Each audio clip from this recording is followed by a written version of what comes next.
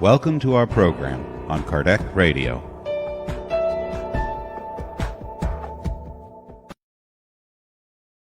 Welcome, dear friends, to Kardec Radio at 7 p.m. here in our Friday Inspirational Talk.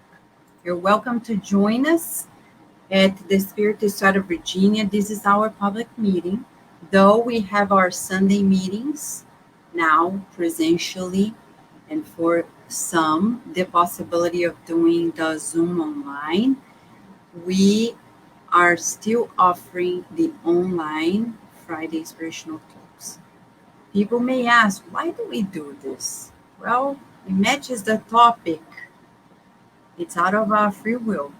We do it because it's so good to learn, and it's so important to learn the features of life, the laws of life for immortality.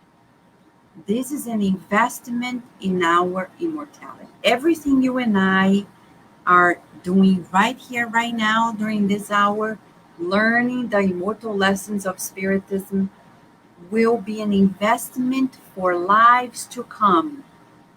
It's never a waste. What is a waste?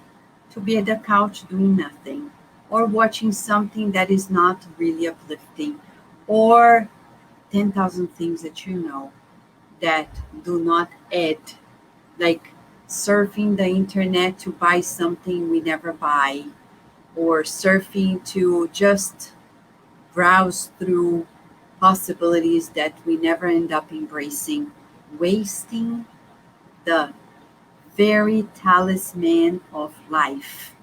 As Jesus says, and it's reported by Neil Lawson in the book, Jesus in the Room. To begin this, we will ask the help of our dear friend Carol Correa to join us in reading a message that shall bring us to this moment, to be very mindful. It's a practice of mind over matter, keeping the body still so we can delve within and really bring about our true nature, our spiritual nature. So here's Carol with us. Thank you, Carol. Thank you, Vanessa. Good evening, everyone.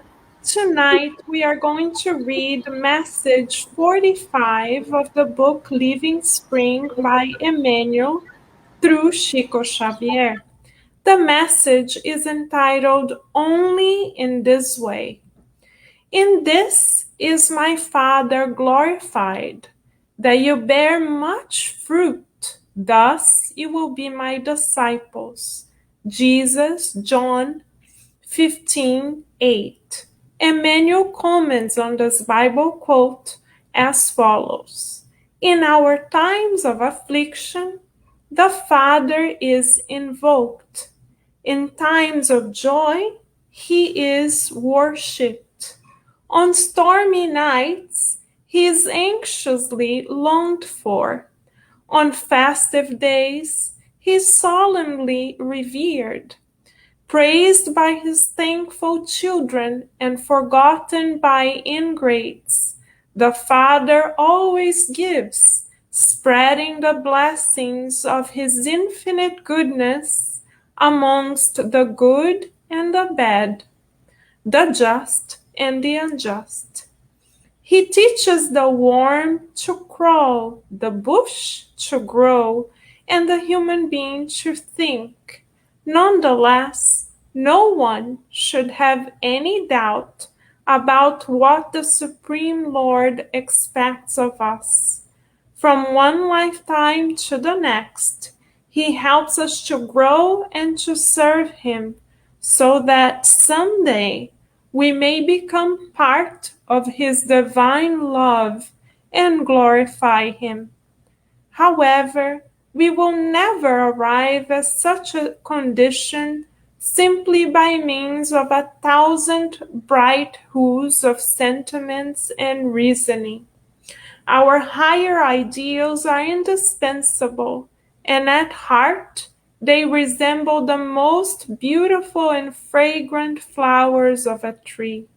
Our learning is essential, of course, and in essence, it comprises the robustness of the respectful trunk. Our lofty aspirations are precious and necessary as they represent the living and promising leaves. All these requirements are imperative for the harvest. The same happens in the fields of the soul. Only when we open ourselves to the Father's decrees of universal love, working for the eternal good, can we glorify Him. To that end, the Master was clear in his statement.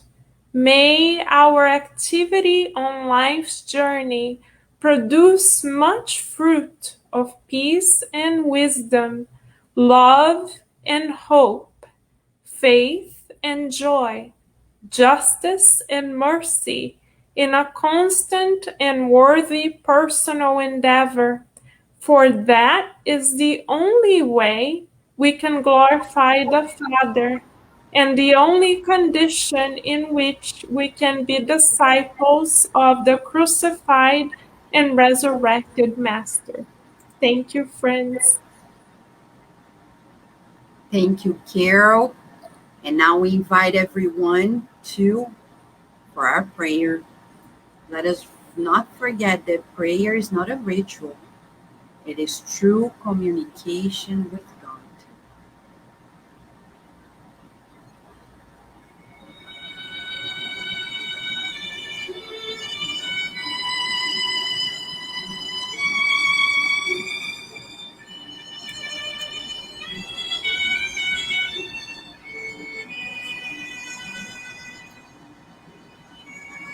We raise our thoughts to you, God, and express our gratitude for life.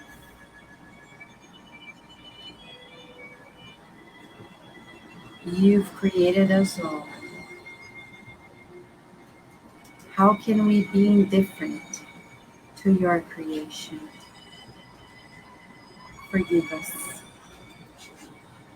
Forgive our thoughtlessness, our ignorance, our shadow,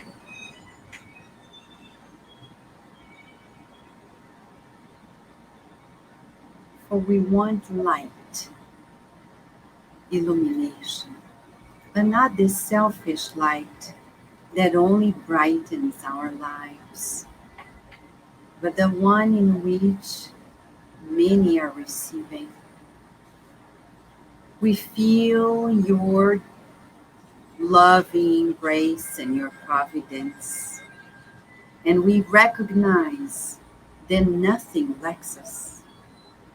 Nothing lacks for us, nothing. It's only an illusion, for we are the ones who voluntarily create expectations and ideals that are not best for us.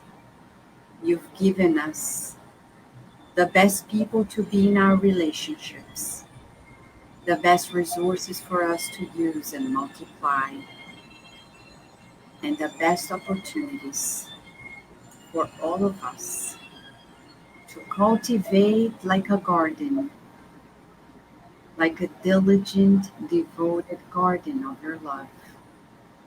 May tonight be a true opportunity in which we dedicate ourselves to this moment, a moment of deep nourishment, when the spirit doctors, nurses, and therapists find in us open hearts and open minds to receive the treatment that we need, as well as our loved ones, everyone in our homes, in our spiritual network. And we pray especially for those who have their names in the book of prayer at the Spirit Society of Virginia, at Cardiac Radio. May everyone receive the loving visit of the spirit doctors and bring them relief, remedy, consolation, and hope. We know life is good and we enjoy every minute of it, hoping that the population of the earth in two realms feel your presence and rejoice because you love us unconditionally. Feeling your presence, asking for your protection, for your guidance through our friend and guest speaker, Luiz Lima. May we embrace the call to wiser administration of our lives. And so be it.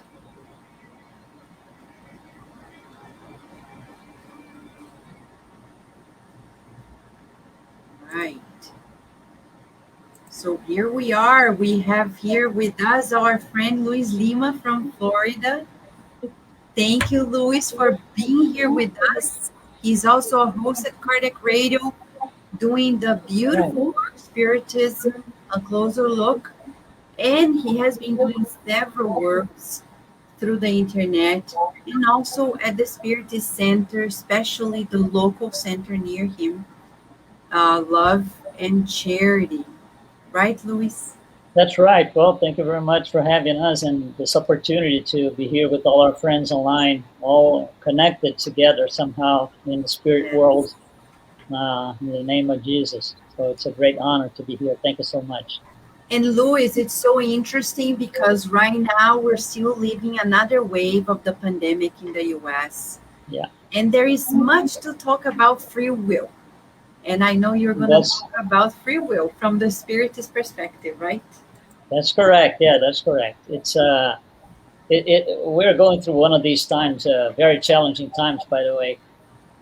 And free will has a lot to do with that. So what we want to do here is bring some ideas, some general ideas that we can lay on the table and take a look at the Spiritist view on these things. So that's the purpose for tonight's talk. All right. So we're all yours, Luiz. All mine. Okay. All right. So we're going to share some slides here with you. So during our talk here, we're going to speak about several different things, a little bit of science, a little bit of philosophy, because it's a broad subject. So you see here on the screen, we're going to talk a little bit. We're going to address genetics, moral standards, neuroscience. With neuroscience, the latest developments, what do they say about free will? That would be an interesting thing to see under the materialistic paradigm. What is free will for them? How does it work? Does it work or not? So because we're going to have to establish, or at least that's the purpose tonight, establish a parallel between two paradigms, Spiritist paradigm, or spiritualist in a broader range, and materialistic. We're going to start by comparison. So do we have free will or everything is predetermined? And if you ask around 7 billion people, you're going to have 7 billion different answers because you're going to have different percentages. So some people are going to say, well, we have 30% free will and 70% determinism. So, and other people are going to think it's different.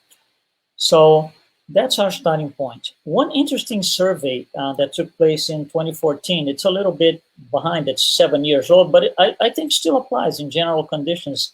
It still applies. So this very famous magazine here in the US, Scientific American, they went out and did a survey, and the survey had this one question: do we have free will? 2 possible answers, yes or no, that's all. So these are the results. So about 40% of the people said, yes, we do have free will, and 60% of the people said, no, we don't, everything is preset.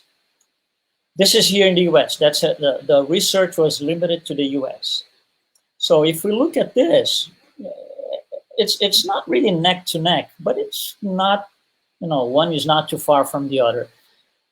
So we wanted to start by looking at this. If we look at this, we would need to analyze two things: talk and analyze determinism, talk and analyze about free will, and then come to a conclusion. And that's what we are going to do tonight. So we are going to start with mentioning that at the highest possible level of free will is God. There's nothing more free will than God, because it's the supreme intelligence, first cause of all things. So God is where 100% of free will lies. If we come down, in considering the level of consciousness, so we come down from God to the angels, humans, animals, plants, and as the level of consciousness comes down from the top, also does the perception of free will. So we think, for example, that within the humans kingdom, within the hominal kingdom, we think that some people have more free will than others. That generates revolt, by the way, but that's a different story. We're going to talk about this. But if you look at the kingdoms outside the black box, it makes sense, because what kind of free will does, for example, a plant has compared to us? Almost none. And the animals have a little bit more, but less than us, and so on and so on and so. So it is related somehow directly to the level of consciousness of the spirit. That becomes interesting, because more advanced spirits will have, we're going to talk about this, we're going to get into details, but more advanced spirits will have the perception of more free will than the others. That's very interesting. In order to understand how we got to this point where there are different perceptions about free will and determinism and all of that, we're going to go back to the very beginning. And the very beginning might be very surprising for a lot of people. If we look again at these, the kingdoms, all right, so we have several kingdoms: minerals, plants, animals, hominals, and angelical. As every kingdom comes along, there's a new attribute that is added to the kingdom. For example, the minerals, the best attribute is attraction. For plants, sensitivity. Okay, then there's one for animals, some for animals, some for hominals, some for angelical. When we get to the animals kingdom, there is one particular attribute that is of interest for us tonight. It's called instinct of preservation. However, this instinct of preservation populates the hominal kingdom as well. It propagates over to the next kingdom, us. We do have instinct of preservation, all of us. So when it gets to this, Allan Kardec is going to tell us, well, in order for this instinct of preservation to be used in a different way that it is used by animals, we received two things that came along with that. And that might be very surprising. One is pride, and the other is selfishness. Selfish. And then it sounds a little bit strange, but this is what it is. Let's put a situation so we can get to the bottom of this and understand. Because today, in 2021, if you mention the word pride, if you mention the word selfishness, the understanding is different than in the very beginning. Let's say, for example, that you are in a classroom with, let's say, 10 people, okay? 10 people in a classroom, and suddenly, okay, the door opens up and a hungry lion comes in. Yeah, the lion, the animal, yeah. It comes in. What are we going to do? So if it comes in from one corner, most likely we're going to run to diagonally opposed to the other corner. And that's the first thing we're going to do without thinking. You see, at this moment, this fraction, this nanosecond, When I go away from the lion, I'm only thinking about myself. After I made it to the corner, then I'm going to say, oh my God, I can help this person, I can help that person. Hey, you come here. And so, but that's after I took care of myself and myself alone in this situation. Same for pride. So I'm on the corner now. I was able to, in principle, to get away from the lion. Now I'm going to start thinking, what am I going to do? So there's going to be some sort of strategy that I have to put together to get away from the situation.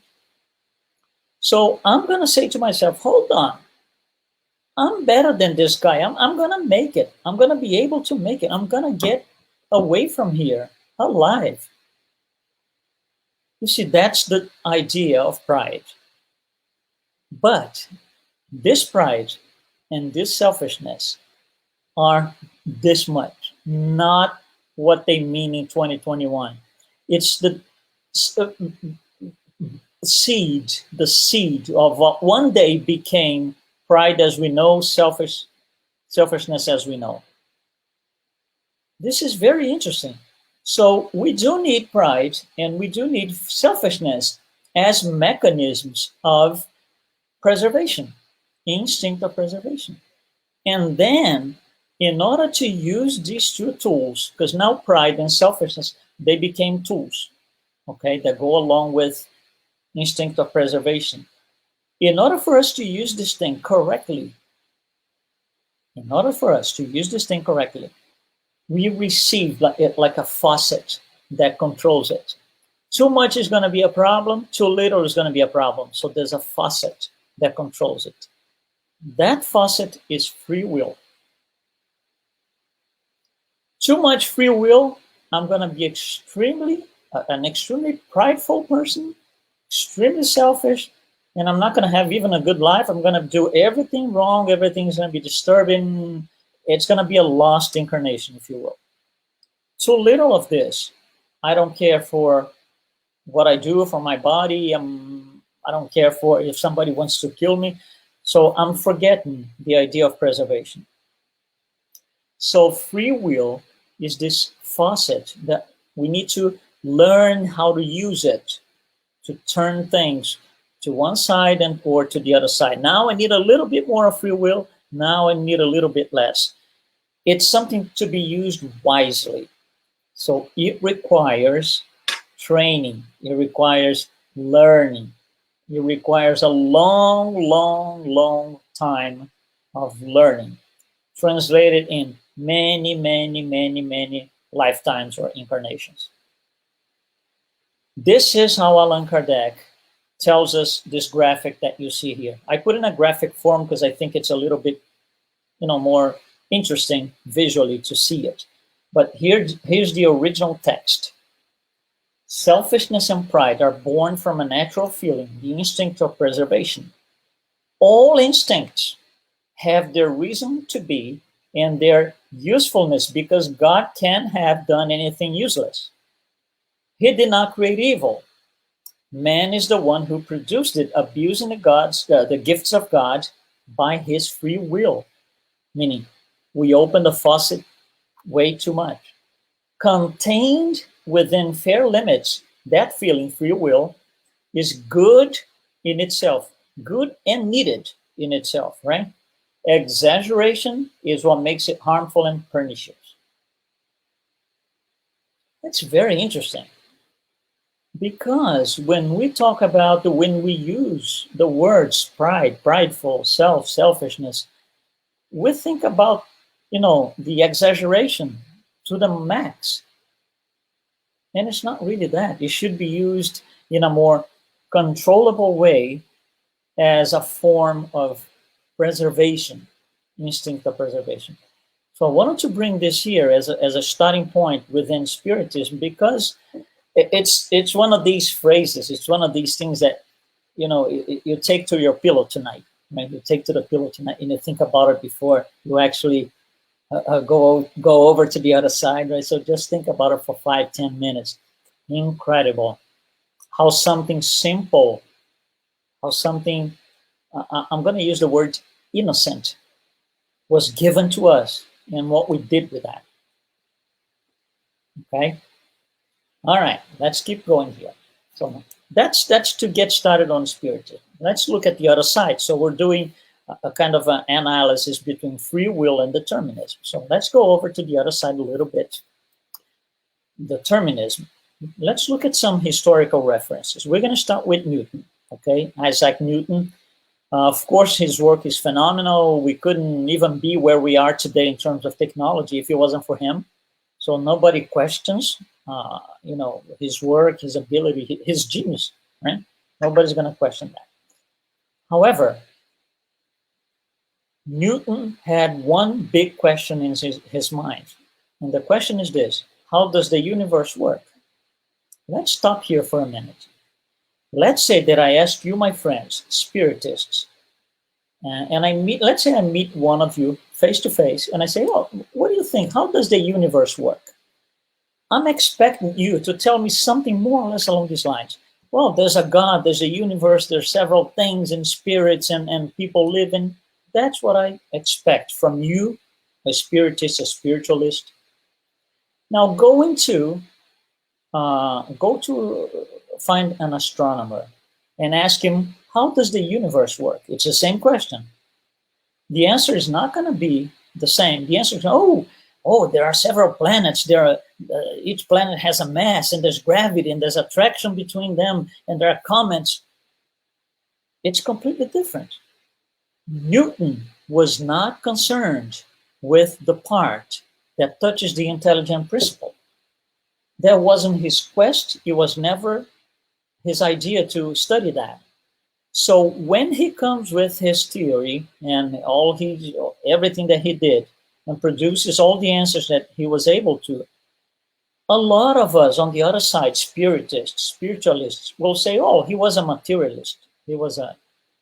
Yes, but he never said, I'm going to seek for God and I found this. So it needs to be understood, okay? So let's stay within his paradigm so we can follow what I'm going to say. So he's looking for an answer that is totally dependent on the material world. He comes with three concepts. Materialism is the first of all because he's looking for matter. He's looking for planets and comets and satellites and all of that. Number two, reductionism. Reductionism is this idea the universe is huge, huge, huge, huge. So let's go in parts. We're going to take a small part. Let's say the solar system. Okay, now I got the solar system, but it's still too big. So let's take one planet, Earth. Well, but Earth has the moon with that. So you start reducing things. And so things are composed of pieces and parts. And you break it apart until you get to the bottom of what you want to get to. And number three, for example, this is very typical today. You go to a doctor, for example, and you complain, I have a certain pain somewhere. Let's say it's in the area of your liver, for example. So he's gonna, a classic medicine from years ago will take parts and pieces. So he's gonna look at the liver without looking at anything else at all. To the point that if that liver is not working well, we're gonna replace it. It's called transplant. But it's a reductionist line of thought. Determinism for Newton is when we understand something, we can tell what's going to happen. Okay, for example, meteorology. It's something that we know a lot, really, but not everything. Sometimes we do not expect a tornado and it shows up. So we are not able to produce 100% of the explanation on that. So we haven't learned anything at all. So those are the three things that Newton came up with. So we are here with Newton, we are pending to a materialistic paradigm. After him comes along John Dalton, who was the first guy to dive more into studying the atoms. Again, this is the study of matter. There is no God here because that's not his purpose. Dalton takes what Newton had taught or brought to us and emphasizes that.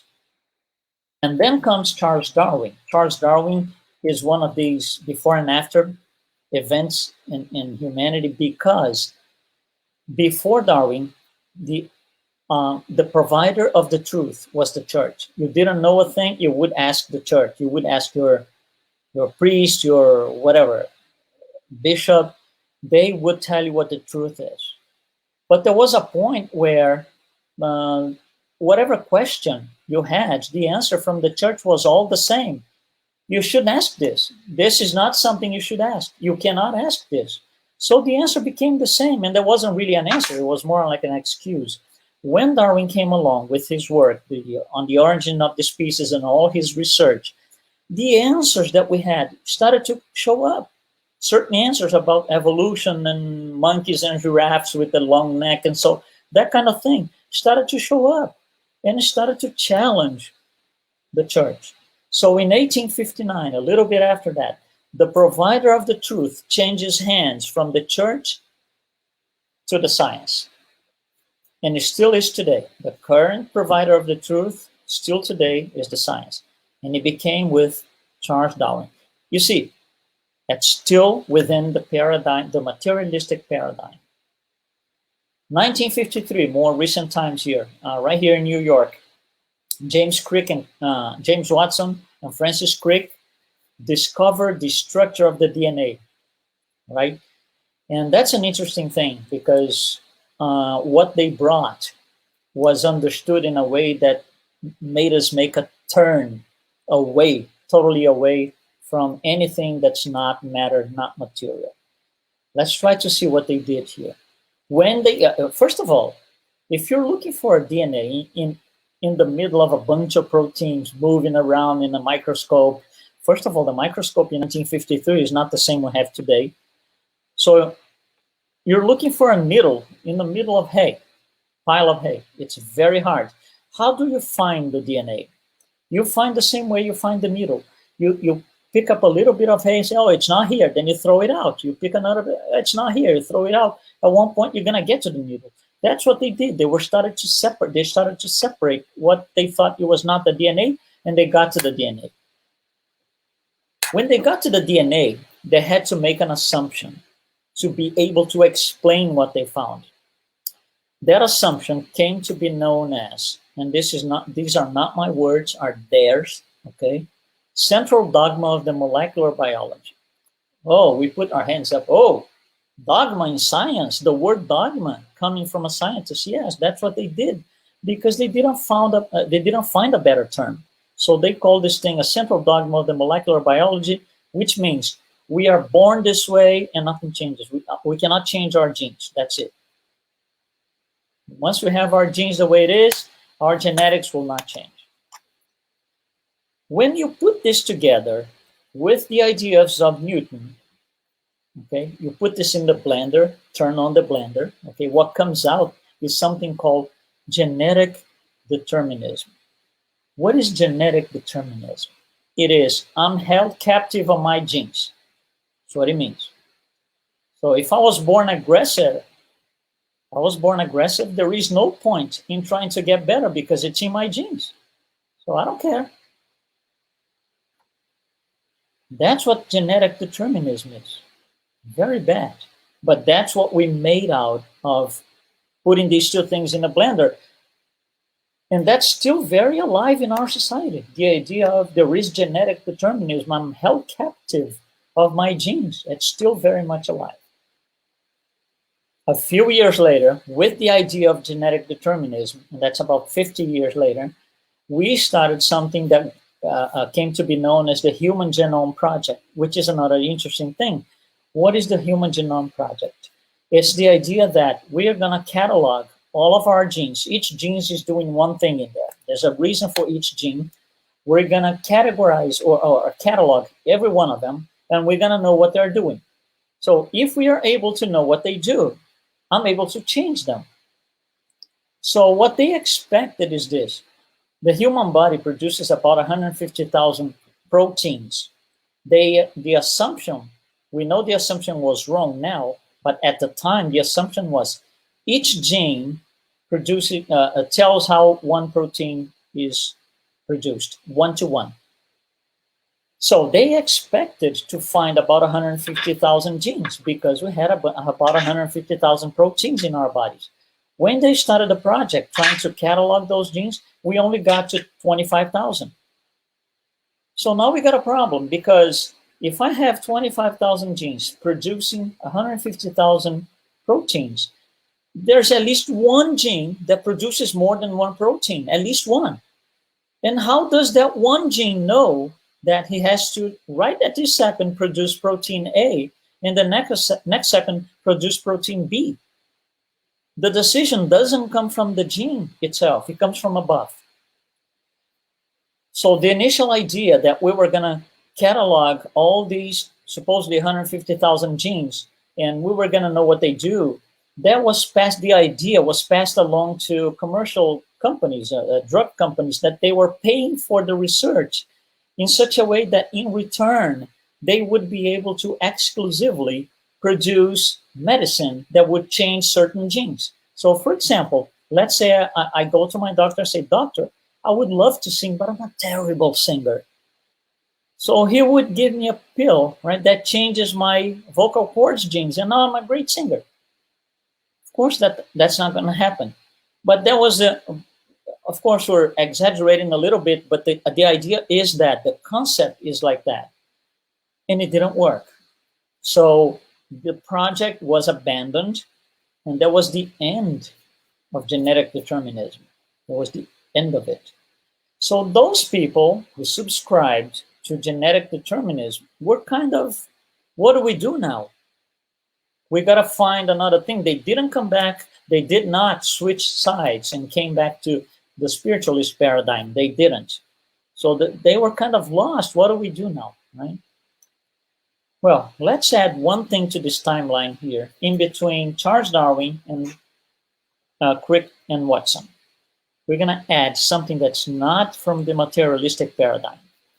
In 1939, Spirit Emmanuel writes through the hands of Chico Xavier in the Consoler, 1939, okay? That's before the DNA, discovery of the DNA structure.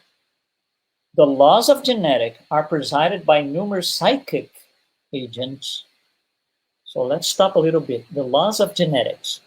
Who studies genetics? Science, materialistic.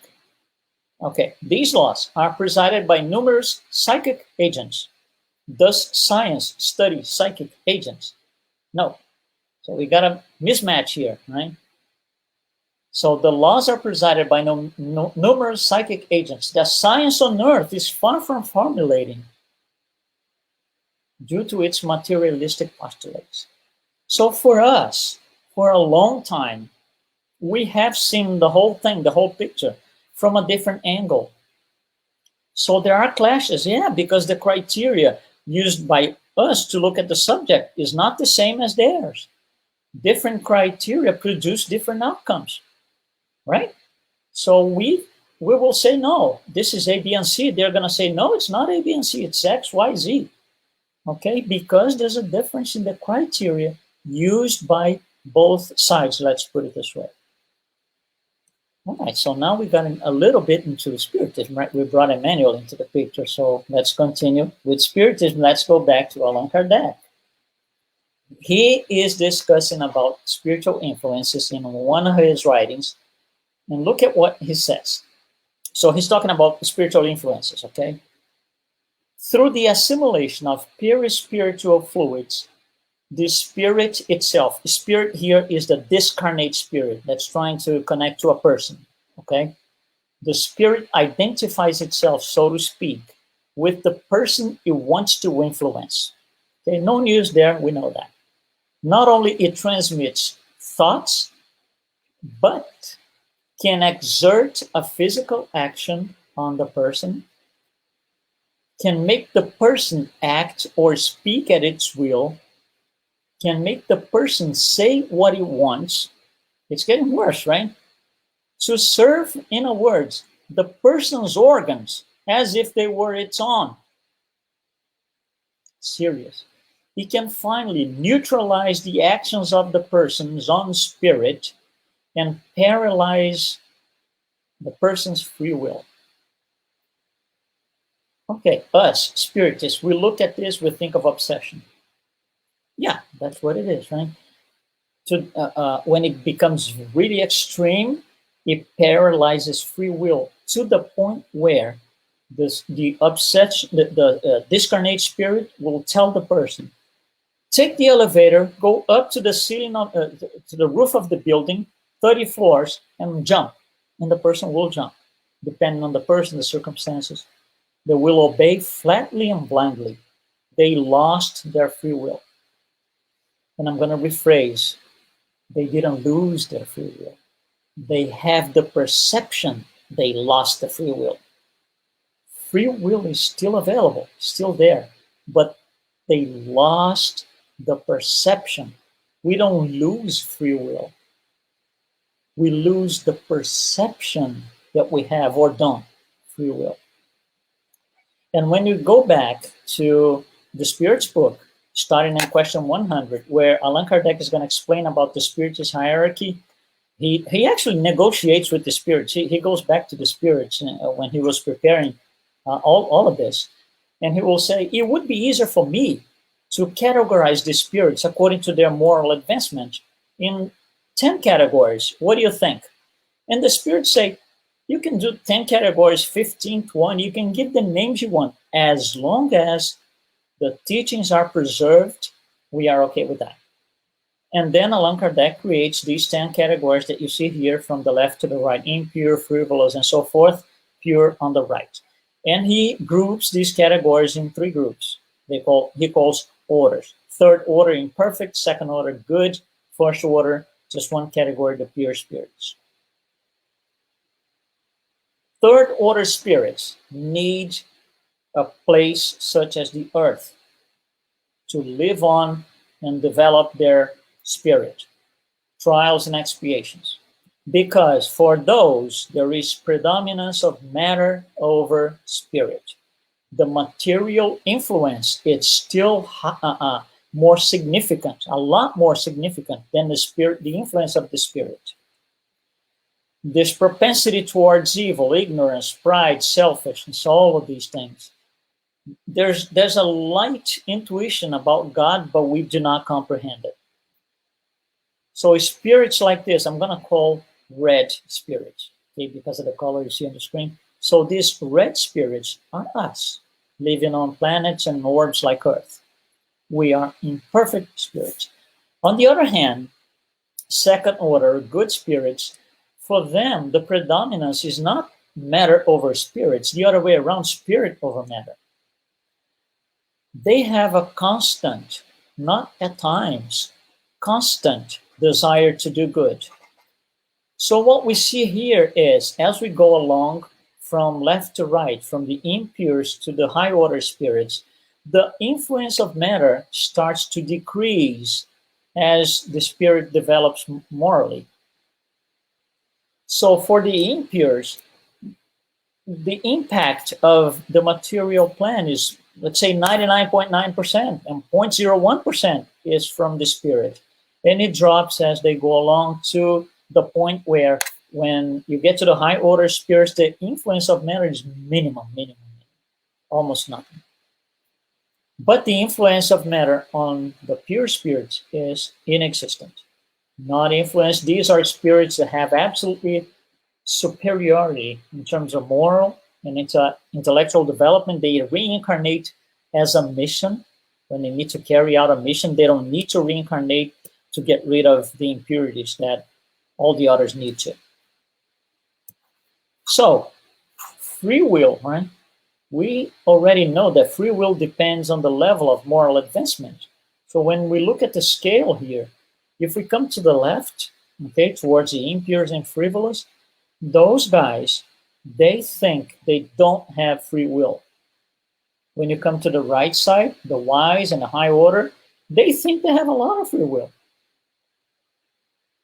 Because free will attaches to the level of development, moral development. Okay? So then Allan Kardec asks the spirits in the Spirits book, why are these people not developing all together with the same rate. We all go from simple and ignorance. We all going to get to perfection. But some of them go very fast, just like that. Some of them take a long time to get there. And the spirits will respond well because they're doing, the spirits that take a long time, they stop along the way all the time to do bad things. It's like I'm walking down the street and I see a nice opportunity to do some bad thing. I stop and do it. I could have been, following along my path, but I'm going to stop and do some bad things. So it delays my progress. So then Allan Kardec said, okay, I understand that, but now I got a question for you. Why have some spirits follow the path of good and others the path of evil? And the answer is a question. Don't they have free will? So it's a choice. They make their own choice. God does not create evil spirits at all. It's a choice. We become evil, or those who become evil become at their own leisure. It's not a divine decree that says, you down there, you're going to be an evil person, an evil spirit, and you down there is going to not be an evil spirit. No such a thing. There is no divine decree. So, as we saw here on the Spiritist hierarchy, when you come to the right side, close to the high orders, those spirits, they are happier than us. Of course, they are, much more developed, morally speaking. And they have the impression they have a lot of free will. That's their perception. So we can understand the thing like this. The more selfish I am, the less free will I think I have.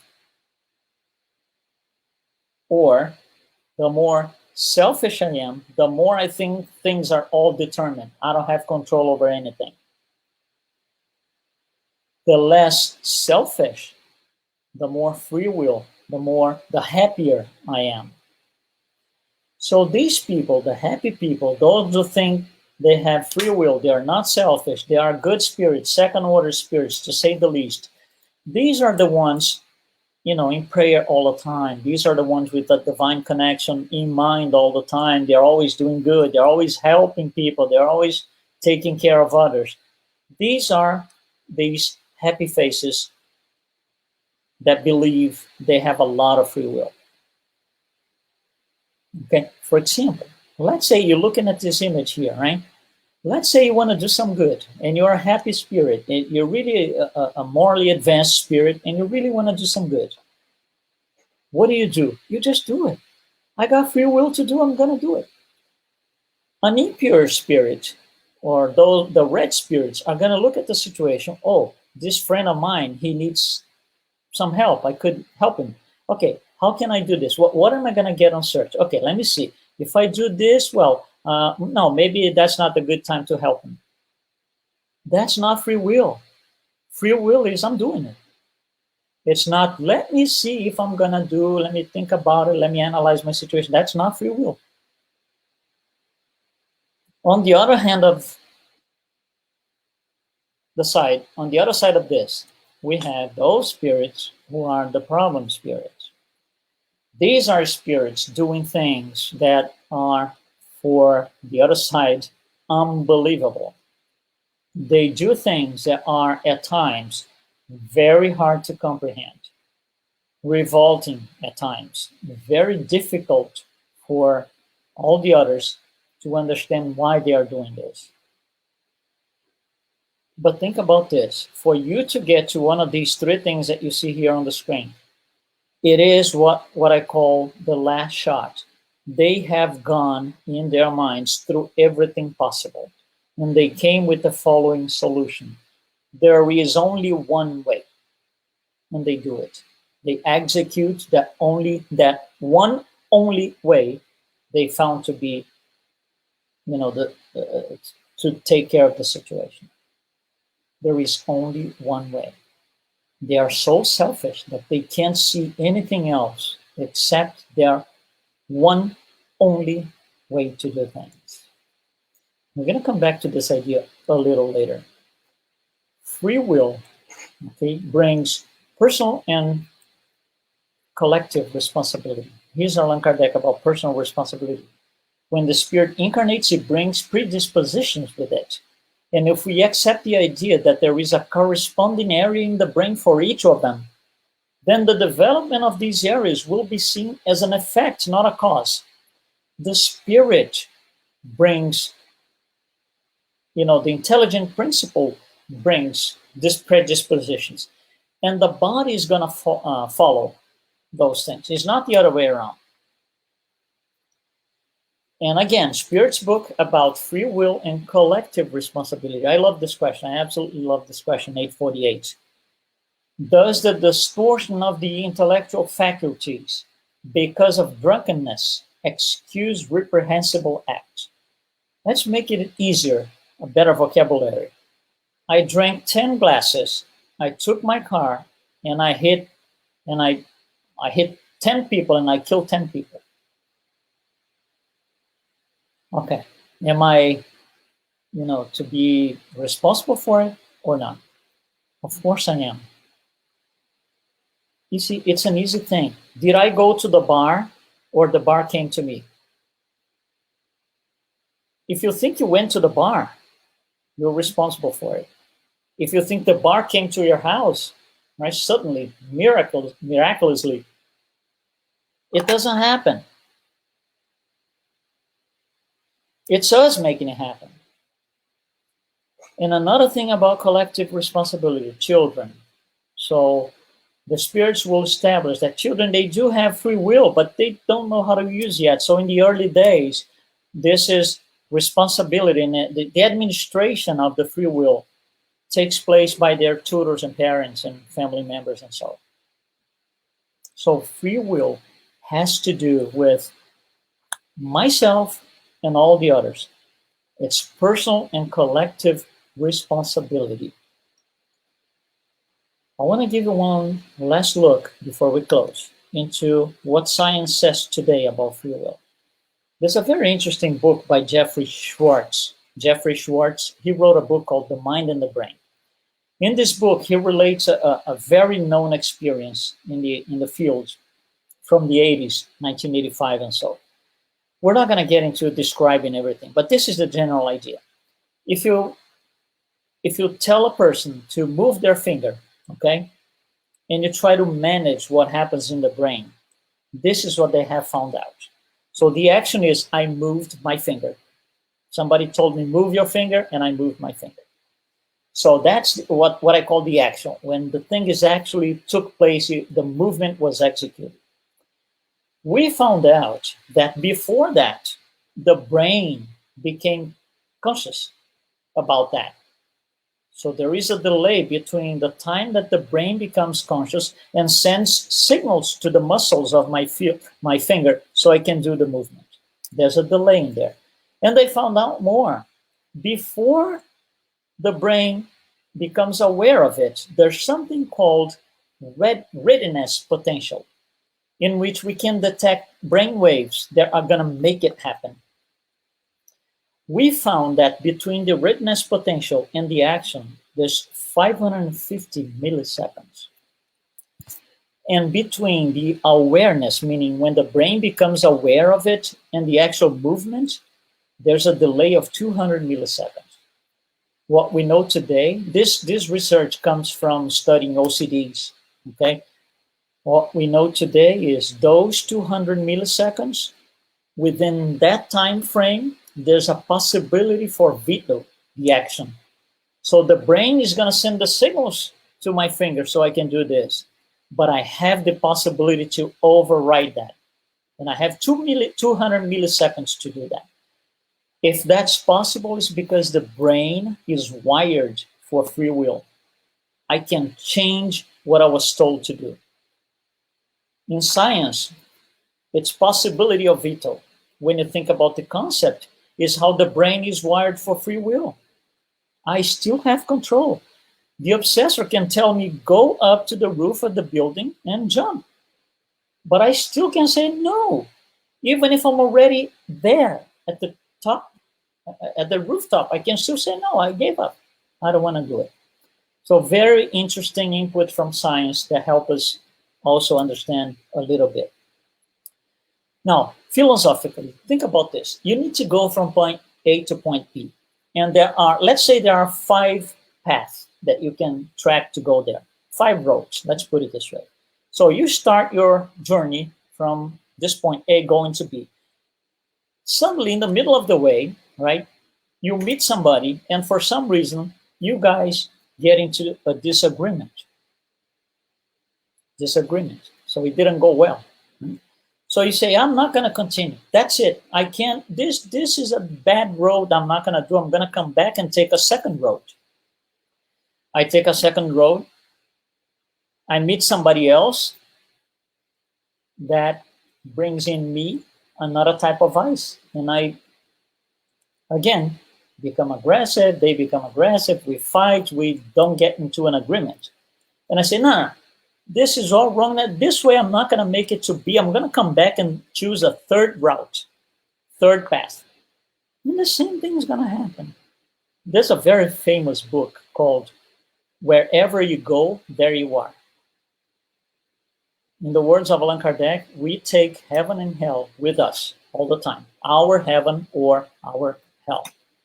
So path number 3 is no good. I'm going to try another one, number 4. And then it's going to be trouble again. So there's going to be a time where I say, okay, I've tried I've tried path number 1, 2, 3, and 4. There is only one way for me to do this. There is only one way. You see, there isn't only one way. There's still 5 ways.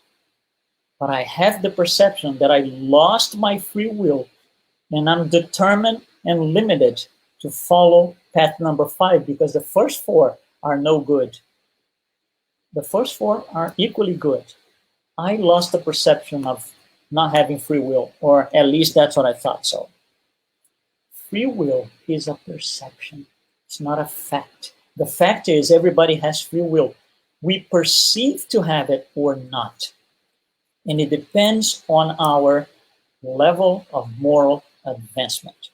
People in the red, in the far red, will perceive no free will. I can't do anything. People on the far right, the green guys, they're going to say, well, yeah, I can do things. I can do everything. So at the end, okay, we want to go from red to yellow here. Going from red to yellow, and it's a path, it's a process. It's called moral transformation. And that's something that is at the core and the root of the teachings of Spiritism, because that came from the master and the one who guided everything in all of us. It's called Jesus Christ. So that's what I wanted to talk to you, to bring to you. So hopefully we were able to contribute with some information. And I gave you a phrase to take to the pillow tonight. Don't forget that, okay?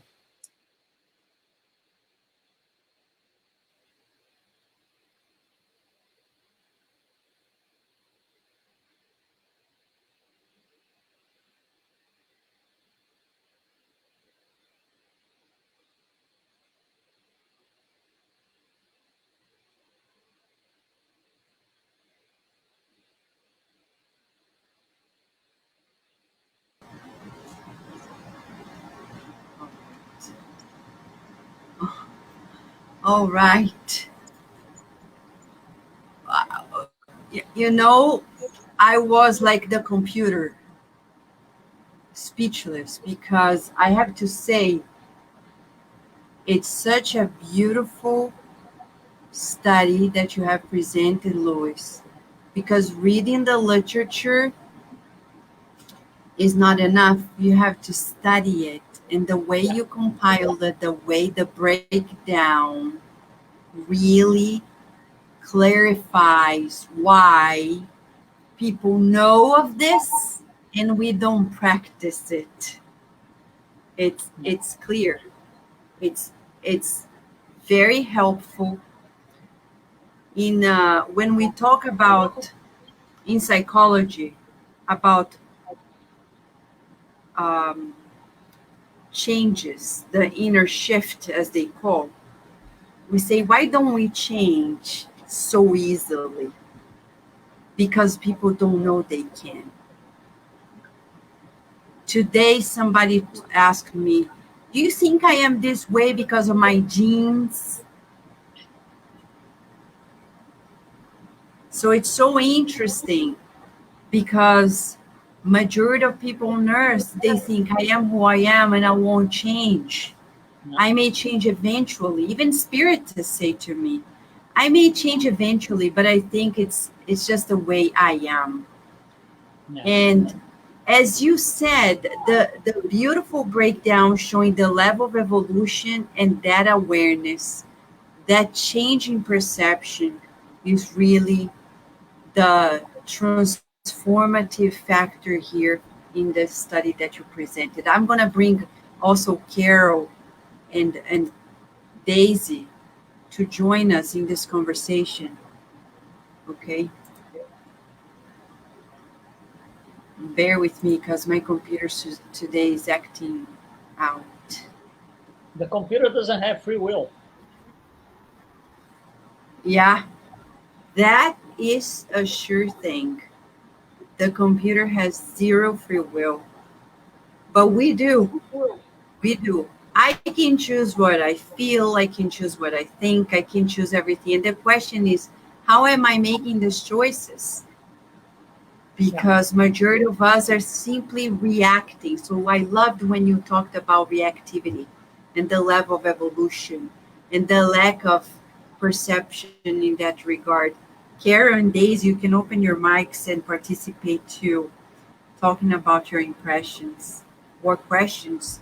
And friends who are here, thank you, Daniel and Michelle and Abad, Ahmed, Narciso, John, and other friends. Feel free to ask your questions to Luiz as well, friends.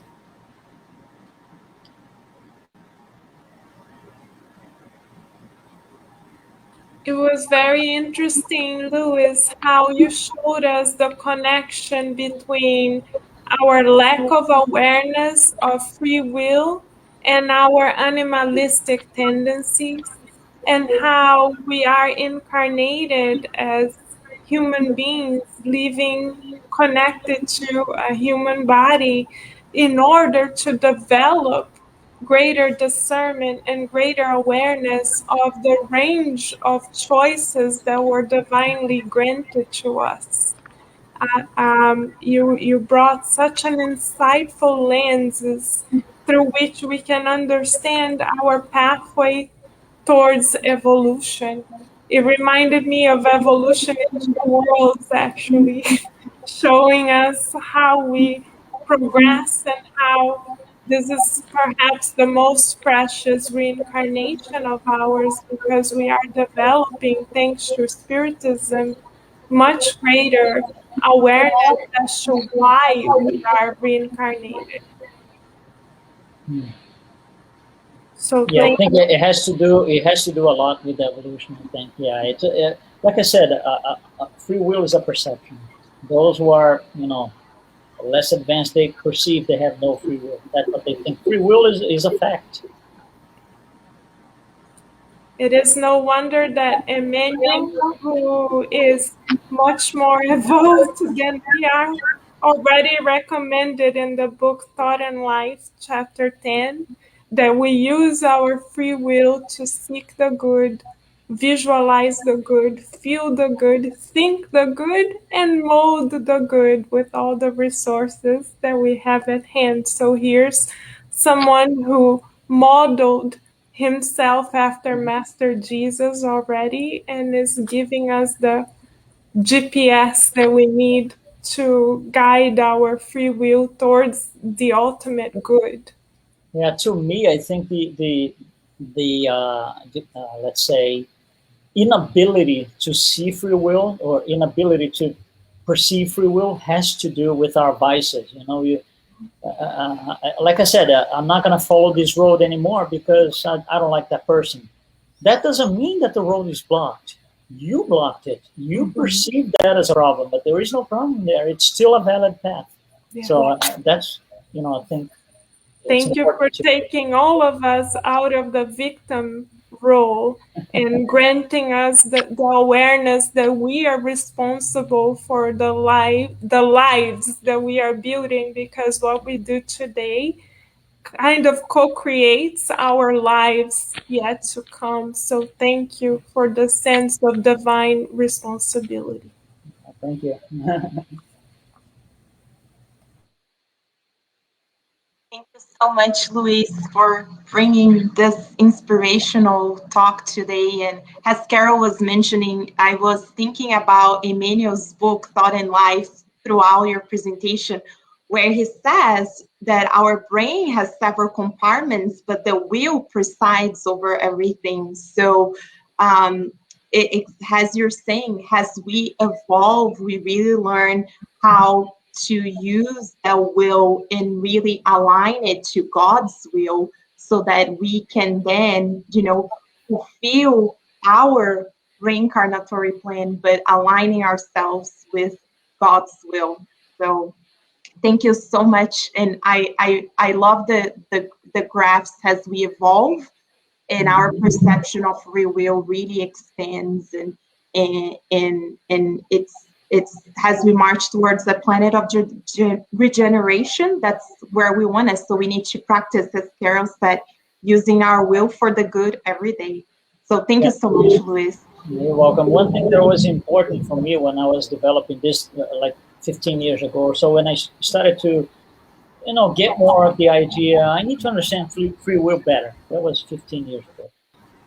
What came to me at the time is I had a hard time, really hard time, understanding people who would say, and I mentioned that, right? Who would say something like this: there is only a way to do this thing, and this is the only way.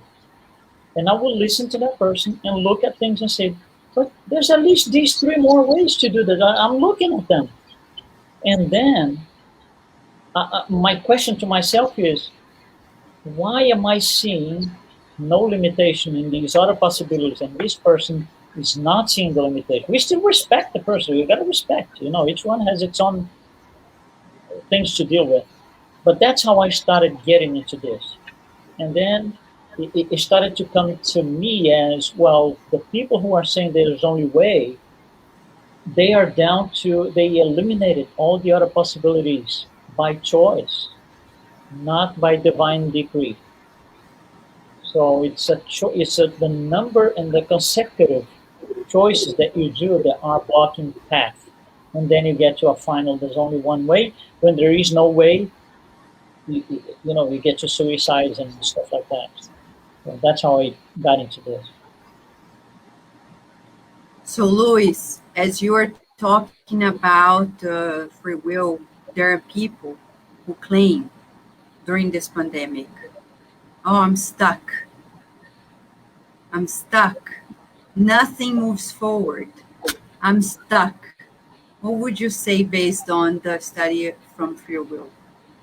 Well, regardless of the situation, if somebody telling to themselves, I'm stuck, that's already a limitation. So all the other possibilities have been eliminated by that one person. For whatever reason, doesn't matter, but they have been eliminated.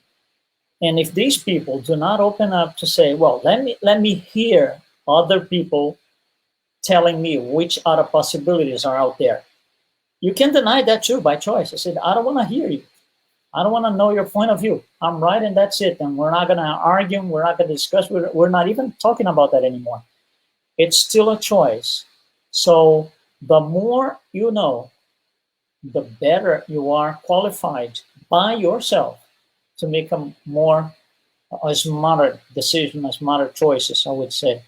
So yeah, the pandemic brings different things, different perspectives.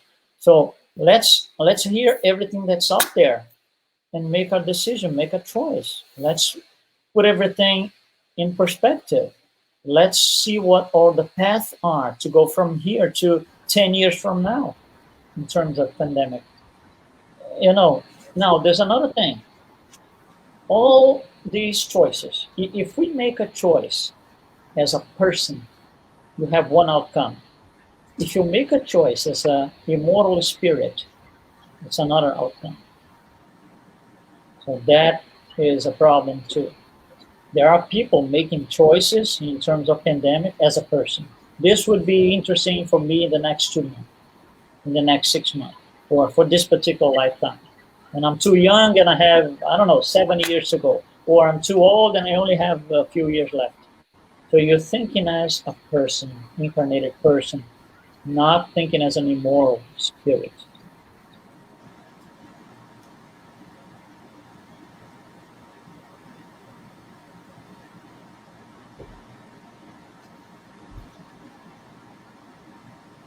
So, Luis, one more question. Now from Daniel Pian. He's asking, from your perspective here on Earth, how much of one's personality is derived from DNA, spirit, and environment? Well, the DNA derives from the spirit. We have the DNA that we have because of our historical, spiritual history. Our spiritual history has take us with all our choices in the past, and wrong and good choices, everything that took us to this point prior to this one lifetime. And when you put everything in perspective, things have to be worked out. Oh, this particular lifetime, I have to work on, let's just say, intolerance. So I'm going to have a DNA that is compatible of me being able to work on intolerance. Or I have to offset some, whatever, I killed somebody last lifetime and I have to offset that for some reason. In order for me to understand what a person went through, and I gave him, let's say, a bullet in the head, I have to have some difficulties in my brain that will remind me of never doing this again. That will be my way of offsetting, understanding, and helping people with brain conditions. So it's the other way around. The DNA follows the spiritual history. It's not that the DNA creates the spirit or a personality. It's the other way around, actually.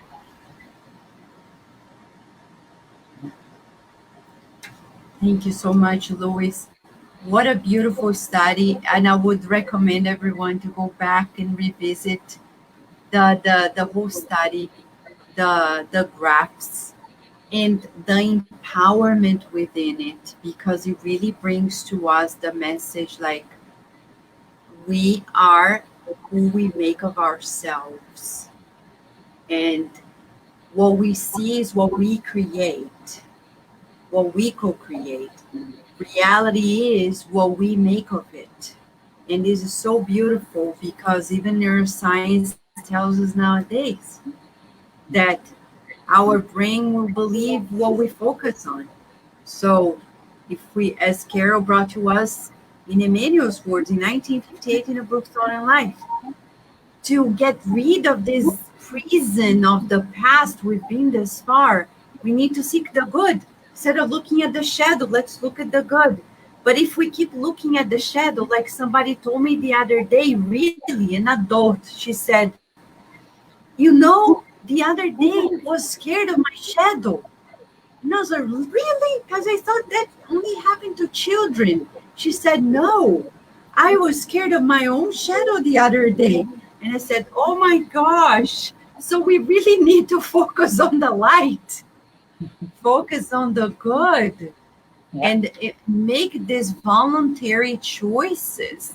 As you say, we have an inbuilt system that science doesn't explain much yet. When he talks about free will, science is really like, I don't know what to make of it, consciousness.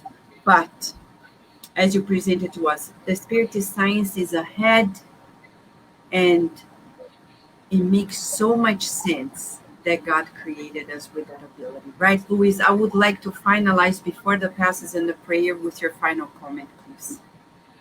Yeah, I would encourage people to read about free will, because there's a lot of information throughout the spiritual literature about free will in different books, written in different times by different authors, spiritual authors. And each one, they don't bring the same information. They don't bring inconsistent information, not that, but they don't bring the same thing. They are complementary. You read something from one author and you read the next one, it's more. And then more. The more you read, the more you get, until we are able to have this like kind of outside the black box perspective, where we look at free will from a totally different point of view and understand why in humanity we subscribed to the materialistic paradigm. We showed that in the beginning. There are events that took place in our history that led us to believe that everything is materialistic, and we kind of subscribe to that, and we shut down the other possibilities. When you shut down the other possibilities, you automatically reduce your free will, because free will is a perception. And that's what I like to leave with. Wow. As Daniel Pion says, beautiful, powerful. We're deeply grateful. Thank you so much, Luis, for sharing this. Thank you, thank you, You're thank welcome. you, thank you. So now we'll use all this hope that was instilled in us, that was given to us, that was shared from Luis' studies to us, so we can move to the passes. Let's remember that the good spirits are everywhere, and it's a matter of frequency. Our home is open to them. So right now we'll ask our dear Daisy to lead us into the passes and the prayer. Let us really ennoble our feelings. Let us get out of our daily shallow, very shallow, because our daily worries are so shallow. They're very close to the end of the world, the daily survival things. And let us catapult ourselves to the human level and think about, as he said, our guide and model Jesus and his healing approach to us as Daisy leads us into the passage prayer. Right, Daisy? Let's pray, Vanessa.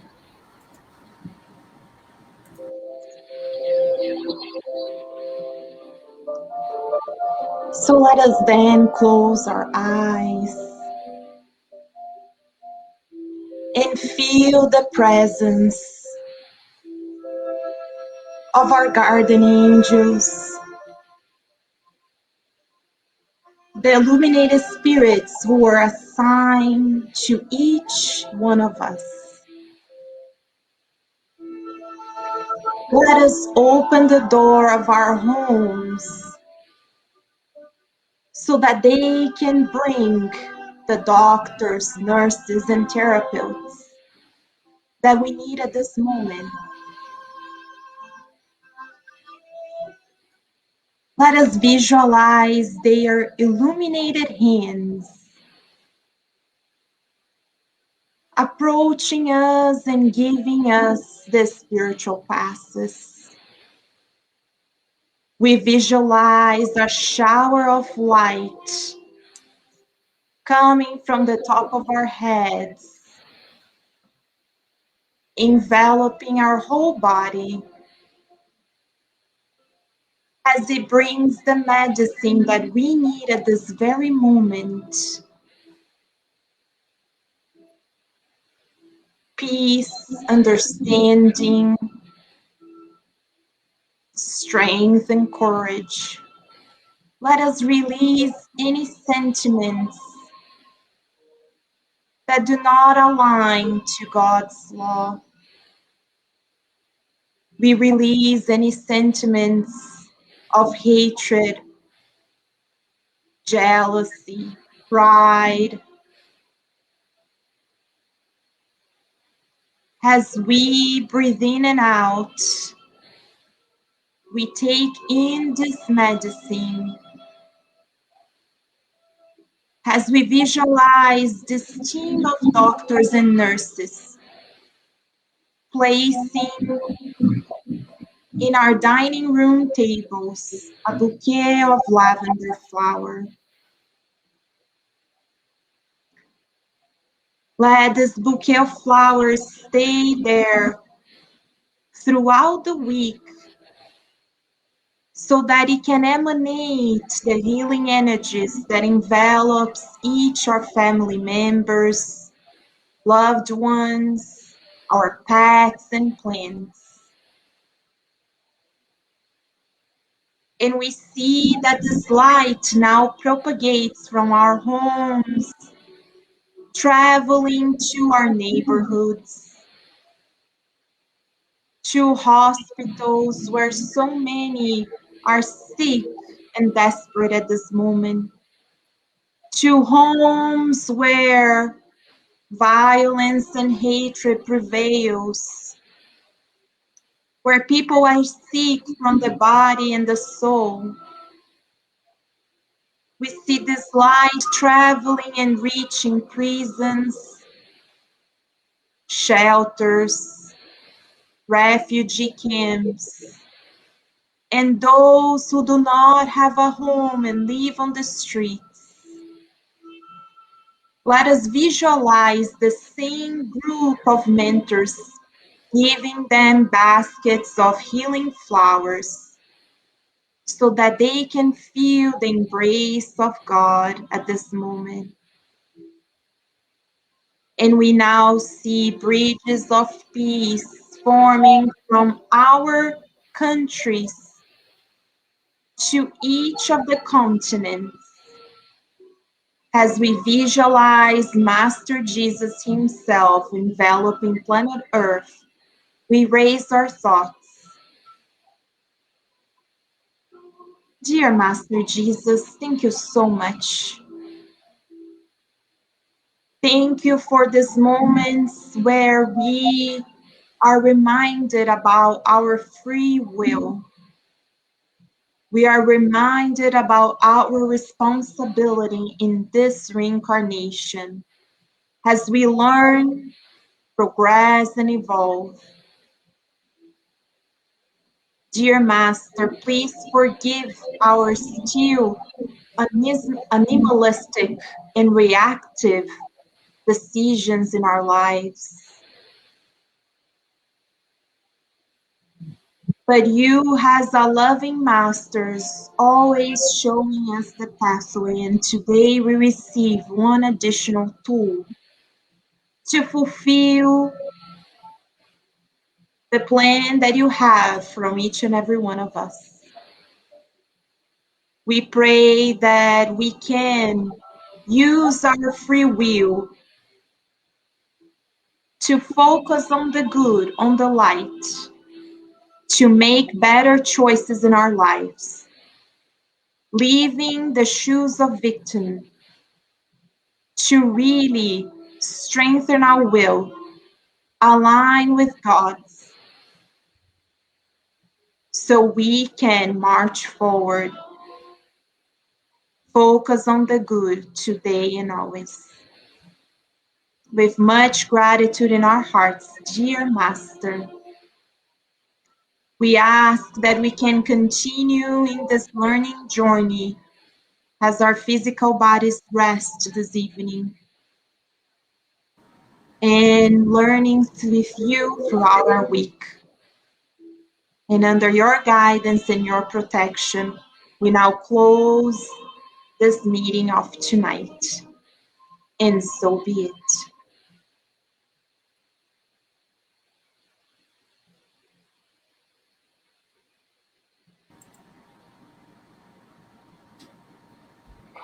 Thank you so much, friends. Thank you for those who been with us, and thank you, Luiz, once again. Wonderful having you here, and we'll keep following the studies on Spiritism a closer look, right? Every Wednesday at 7 p.m., correct? Correct. Thank you, Luiz. And we thank everybody also for joining us, for participating, and we hope to see you next time here on Friday Inspirational Talks. For those who are locally, remember, Sunday at 11 a.m. we'll be at the Spirit Side of Virginia presentially. You may come and join us as we're studying under Luiz books, and short talks followed by the passes. Join us. And John the Rose is here with his final touch. Thank God I saw you before we closed. As our moral transformation expands, more free will is given to D, because God trusts so much more in us. All right, that's the breakdown. Thank you so much. We'll keep following the studies. Thank you, friends.